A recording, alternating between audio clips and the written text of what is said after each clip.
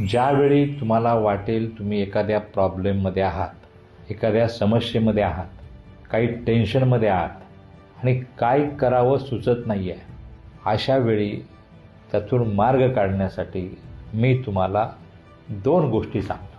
पहिलं म्हणजे तुम्ही एका जागेवर बसून किंवा झोपून लोळत राहून असं काही करू नका. सरळ तुम्ही चालायला जा. त्याच्यामुळे आपल्या शरीरामध्ये असे हार्मोन्स क्रिएट होतात जे नकारात्मक हार्मोन्स झालेले आहेत त्यांचा नाश करतात आणि आनंदाचे आणि सकारात्मक हार्मोन्स निर्माण होतात आणि तुम्हाला लक्षात येईल चालता चालता चालता साधारणतः 20-30 मिनटं 40 मिनटं असे चाला. आज समजा नाही उत्तर मिळालं, दुसऱ्या दिवशी उत्तर मिळू शकतं, कधी कधी पहिल्या दिवशी पण मिळू शकतं. तर तुम्ही चालायला गेलात तर तुम्हाला नक्कीच तुमच्या समस्येवरचं उत्तर जे आहे किंवा उपाय जो आहे तो सापडेल.